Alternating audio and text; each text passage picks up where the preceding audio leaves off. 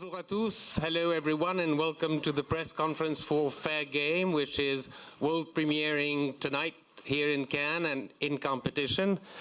The concept of family and teams is very present in the film, as you saw this morning. It's also very present behind the camera. It's based on two books written by Joseph Wilson and his wife, Valerie Plame Wilson. That's one aspect. It's produced by husband and wife team, Mr. Jez Zucker and Janet Zucker. It is written, it is also co-produced by Mr. Bill Pohlad, who is single here today, but he's also the producer of a film that Mr. Sean Penn directed, which is Into the Wild, and also of a film that Mr. Sean Penn might have been seen in Cannes had the film come, Mr. Terrence Malick's movie, Mr. Bill Pohlad. And to continue on the family theme, it was written and in part co-produced by two brothers, Jez Butterworth and John Henry Butterworth. And of the family thing, now go for the soloists here, the director, Mr. Liman, and Miss Naomi Watts. And the first question goes here. Dès que le micro est arrivé à ce monsieur. Merci. Second question over there. Hello. Go ahead. Hello, Sperling Reich from Los Angeles Showbiz Sandbox. And I guess it's a question for the screenwriter and Doug Liman. How do you go about telling a story that recently happened, and what are the challenges, I suppose, of telling a story that everybody knows the outcome to, and the outcome was, I mean, it's an event that just occurred, so it's fresh in everybody's mind. How do you make it fresh? How do you make it engaging? Shall I have a go at that? Any story that you're going to try and write had better have at the heart of it something that's real and beating. Whether it's a recent event or whether it's an event that happened 100 years ago, I think you want to come to it with exactly the same criteria, the same energy, the same approach. And I just couldn't take my eyes off this material. It felt to me so compelling that you had this this couple who found themselves in the middle of this enormous maelstrom. It didn't matter to me that it had happened last, in the past few years. In many ways, that was a reason to really like. I felt so sure that I had to do this, that it didn't matter that it had just occurred. Yeah, and I think it's, this isn't a, we didn't really come to this film as a political movie, but really as a story of two incredible characters who, as Jez pointed out, found themselves in the middle of a massive political scandal. But at the heart of it, Valerie Plame was this incredibly fascinating spy, and the more we got to know her and understand what it means in this day and age to be a secret agent and the reality of that, and Joe Wilson is this incredibly colorful character who, faced down Saddam Hussein, and that these two people were married and found themselves in the middle of this giant maelstrom was such a fascinating story that, as Jez pointed out, this story will be fascinating in 100 years, and that's something that Bill Pohlad, whose company financed the movie, said to me in our first meeting. He said, I get sent, dozens of political scripts. He said, this is the first one I've read where I would care about this story in 100 years because I care about these characters that Jez and his brother John Henry put down on the page.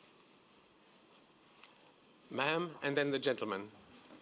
Hello, Eileen Wong from Hong Kong Cable Television, right here in the center. Question goes to Ms. Naomi Watts. I thought you did a wonderful job. I love it very much. Could you talk a little bit about the challenge that you might have encountered for playing this role, Valerie? And did you actually talk to Valerie in the real world and maybe get some help from her? Thank you. Yes. It was important to me to really get into the essence of who she was. She's an incredibly complex woman who had a highly responsible job, and although I was familiar with the story, it was told in a fragmented way through the media. And once I finally knew this was going to be my role, I hunkered down and did all the research. And the closer you get to her, which takes some time because, you know, she operates from a covert place even today, you know. A lot of the information that she was working with is classified. And so, you know, I was wanting her to unveil all these secrets, but she's not in a legal position to do that. So we were, you know, we had lots of dinners, lots of conversations, emails, I just found her so incredibly inspiring in that how she dealt with this massive change in her life. This was a woman who was fiercely private, from not just you know, because of her job, but how she had to deal with family members and friends. And so not only was she betrayed, she was betraying others, and so how she dealt with that, the repercussions were massive, and how her family, how the union of Joe and her not only survived but prevailed and just went forward and fought for the integrity and their truth to be heard, and just tremendous courage. And I mean, how many opportunities do we get as an actor to play women like Valerie Plame Wilson? It was a great opportunity for me. To bring this back to sort of the most basic level, and maybe it's not the way you approach a character, Miss Watts, was there a moment where you just, I don't know whether it's a white jacket, whether it's a bag, whether it's a pair of gloves, was there one moment or one item where you went, I got her? Well, there was always we had the film ends with the testimony. She had this fabulous prize Armani jacket that she owned, and we copied that jacket, and the minute I put it on, yes, I felt very Valerie, and obviously I'd spent a lot of time working on that speech. Also, her hair is very specific. She doesn't change her hair a lot, and she said that was something minor. But she did say that she's had the same kind of hairstyle for decades.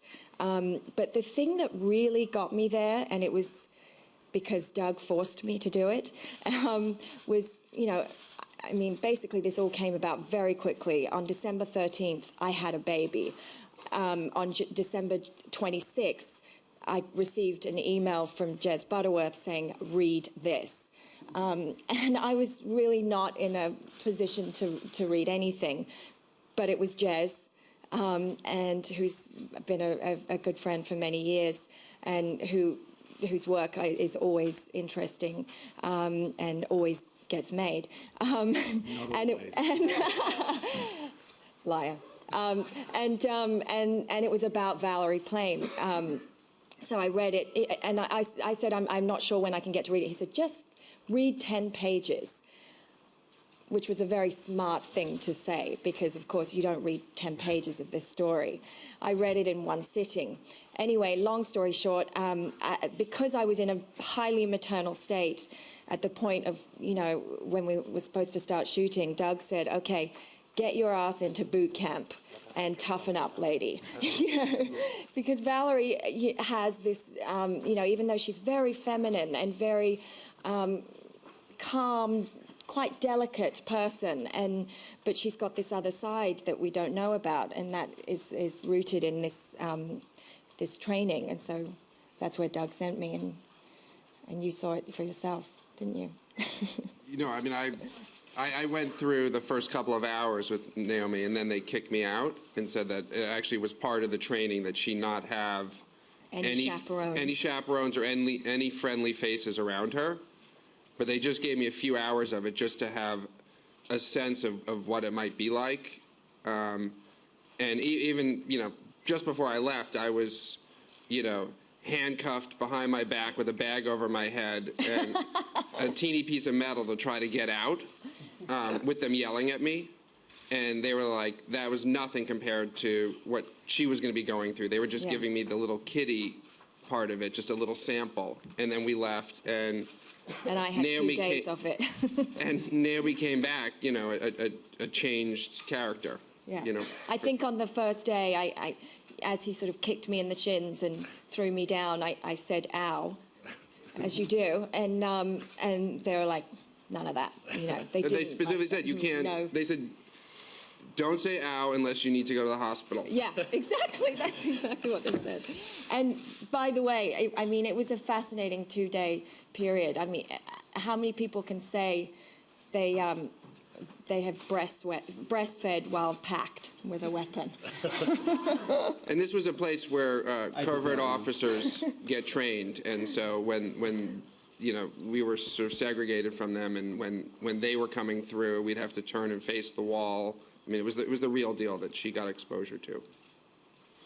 Question over there, then the lady here. Peter Paul Hoot, German television. I have a question to Mr. Liman. Hi, I'm here.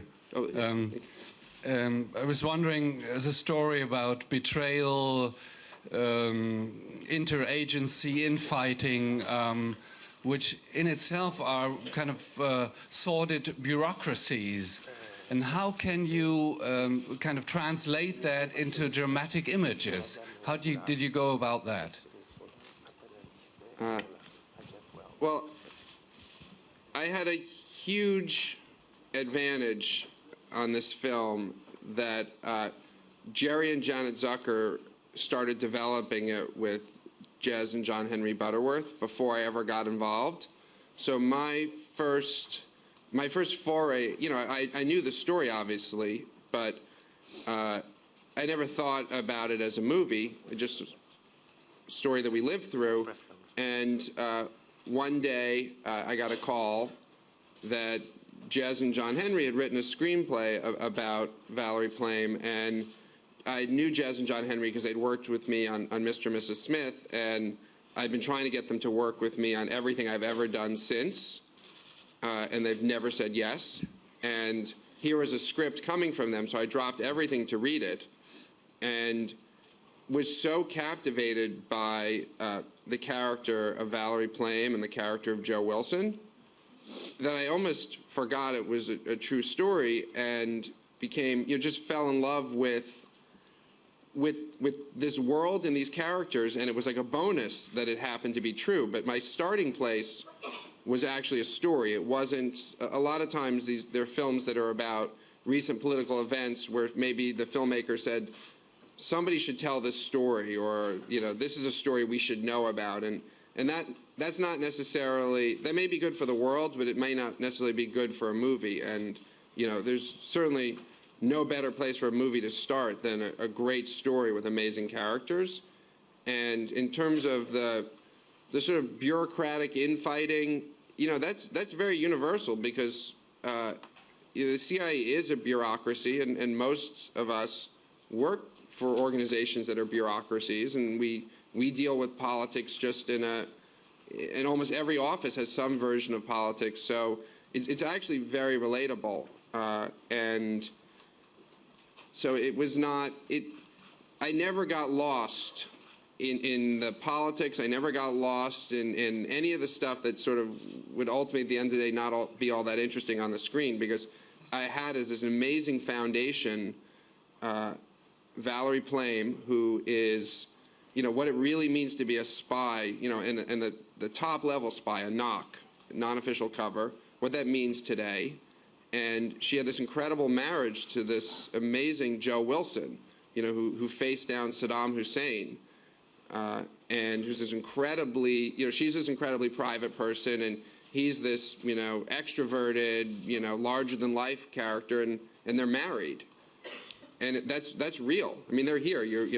They are those people, and Jez and John Henry did an amazing job bringing them to the screen, putting them on the page. The lady here, the gentleman here. Ma'am?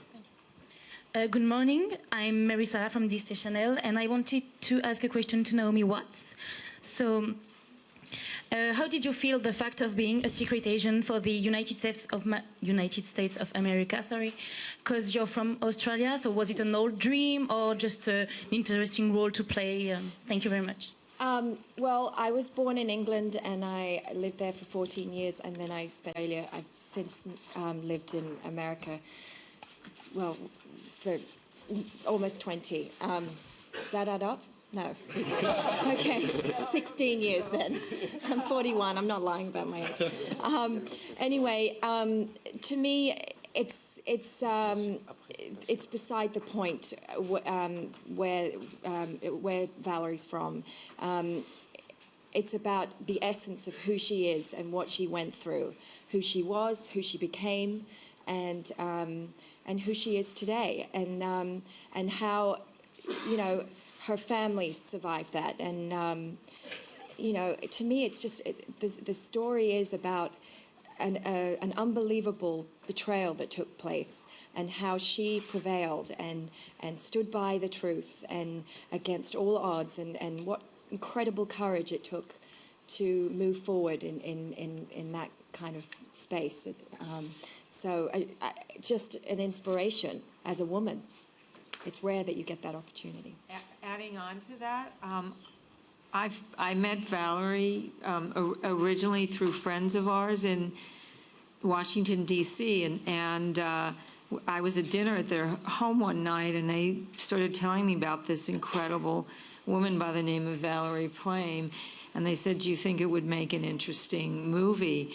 And the more I listened to them speak about Valerie and her strength, I said, absolutely. They arranged for Valerie to come over to their home, and we stayed up all night long, probably till 3 or 4 in the morning, and we spoke together as 2 professional women, then talked about the challenges of balancing family and professional life, and the demands of it, and I think that the storytelling is very rooted in the facts, in those realities. Absolutely. Sir? Yes, Armin Kuyumjian from Chile. The film is great and a pleasure to watch. And I don't know whether your purpose was just entertainment or whether you wanted to pass on a message or like create a scandal. But isn't it frustrating that with all the books, films, inquiries, not just in the US, but also in Britain, where exactly the same thing happened, none of the big shots ended up in jail, and even worse, we may be playing through the same story again in the case of Iran presently. So at the end of the day, you know, whatever we do, whatever we protest, it still goes on. Thank you. Who wants to take on that one? Yeah. I'll take a stab at that. I think that forever and ever, there'll be a battle between the truth and lies, and I think that one of the things that struck us from the very beginning about this story was that it was about someone who told the truth, and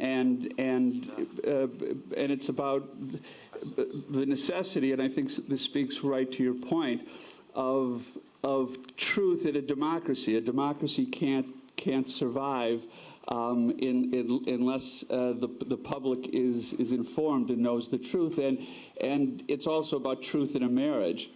And those things, 2 things, it fascinated us how beautifully those coincided. But I think that it's an ongoing battle, and you're right, it is frustrating, and the frustration will never end, but I think we all have to do what we can to help bring out the truth. And I came to this film, you know, my father ran various government investigations, including the investigation into the Iran-Contra scandal. And he ran the congressional investigation, which was not the criminal investigation, and in fact it put him into conflict with the criminal investigation because in order to tell the truth about what happened in Iran-Contra, he was having to give immunity to some of the players, which meant that it was unlikely they would ever be prosecuted.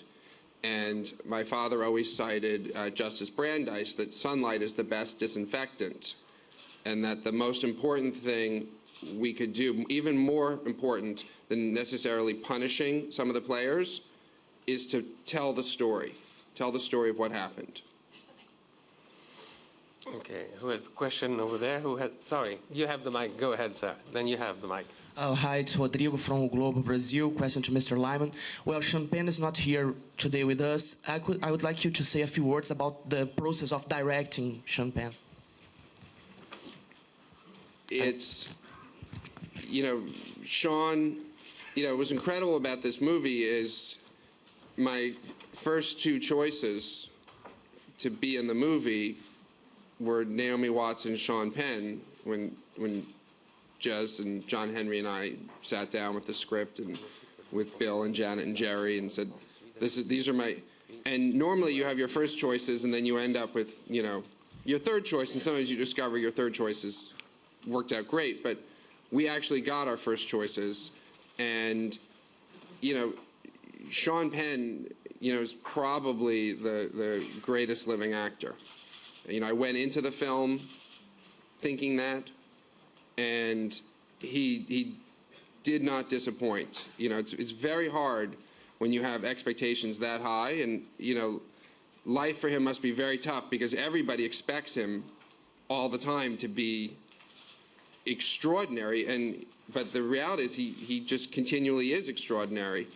And watching him work was unlike anything I've ever seen before, because he would hang out with Joe Wilson, and each day he would become more and more like Joe Wilson. It was almost like watching a horror movie where, like, Invasion of the Body Snatchers or something, where slowly, like, the personality of Joe is being sucked out and going into Sean. And, like, on every little detail, and it was one of the most magnificent things I've ever seen, and he is so hardworking, does not, a lot of times, they'll be joking on the set, and, Sean was really like, he would show up on the set as Joe Wilson, and he would stay committed, and we didn't always work the longest days with him because he would come in and completely focused, and we would do exactly what we needed to get done, and then the day would be over and he could relax. Go ahead. Hi, Ben Hoyle from the Times. A question for Mr. Butterworth. For anyone who doesn't know, Mr. Butterworth's recent play, Jerusalem, has been a huge hit in the UK. And both that and this film seem to imply a sort of distrust of authority. I wonder if you could tell us a bit about that theme in your work, or whether indeed there's anything else that connects the play and the film script. The main thing that connects them was that I wrote the play in the evenings when we were shooting the movie. I actually ended up leaving the airport at JFK, shooting a scene with Sean that Doug was shooting, and flying straight to the first rehearsal of Jerusalem. I mean, I don't really know what connects the things that I choose. They seem to be that seems to be for other people to do. I know that at the heart of both stories was something that gave me goosebumps, and that's really what I go for as my sort of bellwether, as my compass as to whether or not to take a story on, is whether it excites me in that kind of primal way. Sorry, you remember you said I'm also taking this on because it scares the crap out of me. Yeah. When we began it, John Henry and I chose this project because it seemed impossible. It involved such an amount of research, and we're both English. It wasn't a subject that we were versed in, and we took it on because of the challenge. Okay, the question over there, and then Zucker. Hello, Joseph, Movies for the Masses from Greece. I'd like to ask, I found that your film depicts an era of political bullying from the White House to its citizens via the media. And so I was wondering how important it was for you, Mr. Liman, to convey the feeling of leaving in such an era, and whether you feel that both the US people and the US media have now learned that it's wrong and they can avoid it next time, maybe. I'm not sure I was trying to be that opinionated about it as much as, trying to convey just what it felt like in America at that time, and not really with a, this was not an advocacy film. You go watch Countdown to Zero that Valerie Plame is in, that's here, and you leave that film and you have specific political steps you want to take, or you watch The Cove and you want to text, you want to send that text message and give $10 to save the dolphins. This film is just trying to just tell a story about something that happened, and I'm not sure I didn't have a purpose beyond wanting to tell this story, and feeling that it was important to tell this story, because I'm also a realist, and I understand how we ended up in a situation where the press would just parrot or just say what the White House told them to say, because that's how you got access to the White House, and I'm not sure how that situation ever changes. Okay, sir, and then sir. Yes. My name is Parviz Jahed. I am from Iran, and my question is to Mr. Doug Liman. And I come from a country that is expecting a war more terrible and more catastrophic than the Iraq war. And there is a claim against Iran's nuclear program and the possible threat against the American national security. And I'd like to hear your comment on this, whether it is a true claim or another false or lie to American people and the whole world.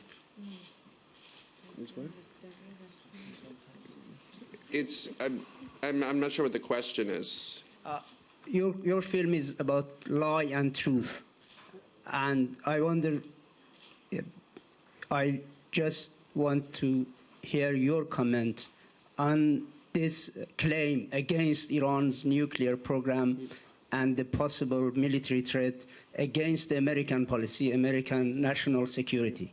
I'm not a nuclear non-proliferation expert. I mean, our movie is about a nuclear non-proliferation expert, Valerie Plame, who is an expert and could speak with authority about this. So I don't feel qualified to, it's not why I made the film, and it's not really what the film is about. Okay. Question, sir. Roger Friedman from the Daily News in New York. The movie's great. Doug, you did a great job, and Naomi, you were terrific. I wanted to ask you two questions. One is, you've been mentioning that the Wilsons are here, and actually Valerie's been promoting Countdown to Zero, and I wondered, when this film comes out, is she going to be part? She's not here, so I'm wondering why she's not here, and are you going to be using her for the marketing of the film? And the other question I have was for Jez, because I thought Scooter Libby the actor was good, but you didn't include Cheney and Rove, who are pretty evil, and just wondering why they weren't more characters in the movie, why they weren't represented more in the movie by actors. So answering to Valerie, because this is a film festival, so we were told she is here, and she and Joe are both here, and are very supportive of the movie. They obviously, part of the story is that they wanted, especially Joe, wanted this story to be told. It was important for this story to be told. So, but this is a film festival, and we were told that in the history of Cannes that they wouldn't normally bring the people on whom the film was based to a press conference like this. That is the procedure for Cannes, because I myself asked that same question. Madam? The second question, Jez. Yeah. I mean, I didn't want to. John Henry and I didn't want to get lost in the White House in this story. Didn't want to just excavate what went on there. It was something that was focusing on their marriage, and so we didn't want to have actors playing roles of. This is just a personal choice. Didn't want to have actors playing roles of people who are recognisable. I mean, in a movie like W, you've got all these actors playing these different roles. We didn't want to enter that territory. Have Mr. Cheney and Mr. Rove seen the film yet? Yeah, they love it. Thank you. Good morning. I'm Sarah Nabil, Egyptian journalist from Egypt, the Egyptian television.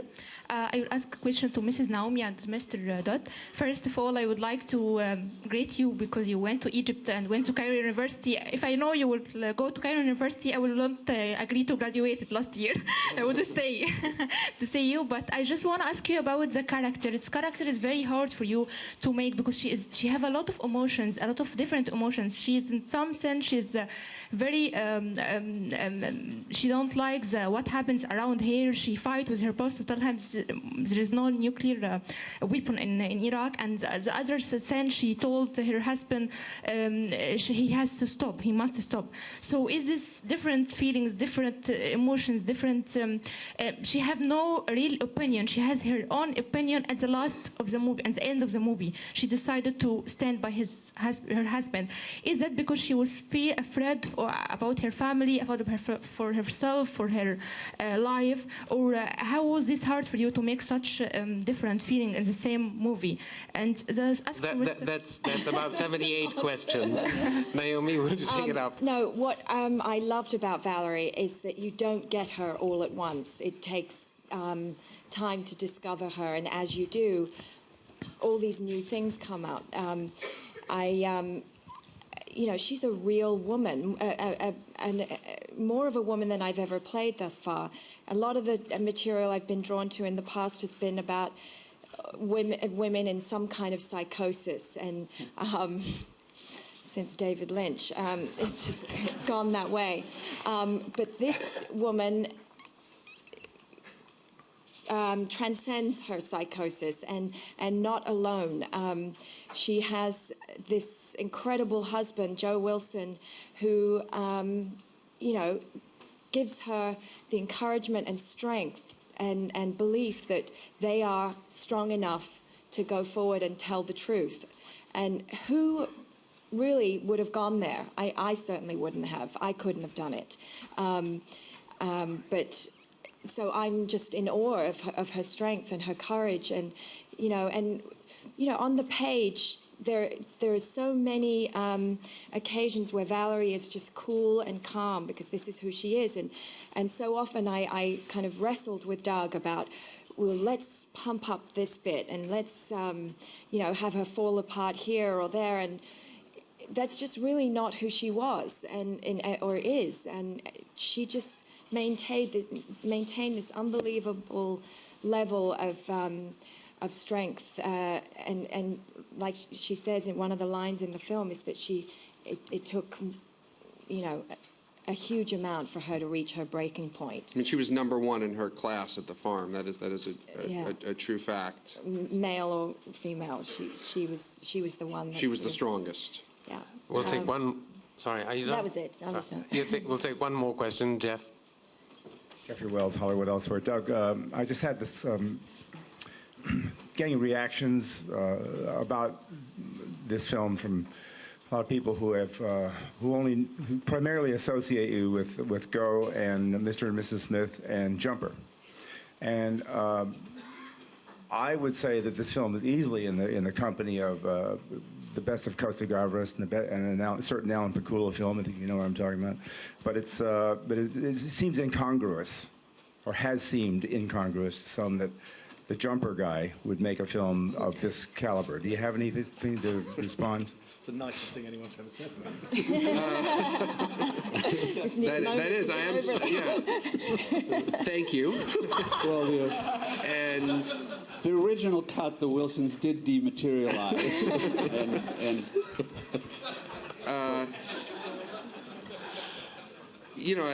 I also did make Swingers and Go, and Born Identity, I mean, this is what I've been trying to do my whole career, and which is to try to come up with films that are both entertaining and meaningful. And I've done it I've not succeeded so well in the past. And for instance, Born Identity was supposed to be a retelling of Iran-Contra, which I explained my father ran the investigation of, and which the American people didn't pay attention to. And I thought, I'm going to couch it in a spy movie and retell the story, and Chris Cooper's going to play Oliver North, and nobody got it. And I did a TV show called The OC, and I said, I'm going to hook a bunch of teens in America, and then I'm going to start dealing with serious issues like immigration reform. And Fox said, no, you're not.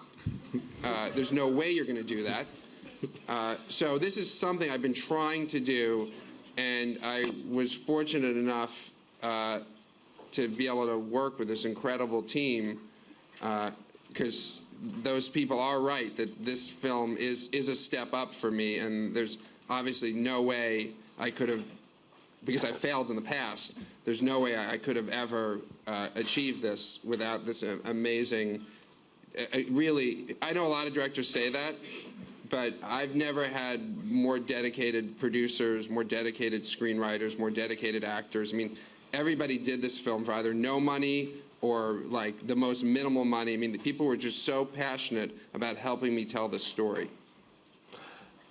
I'm afraid our time is up. Thank you all very much.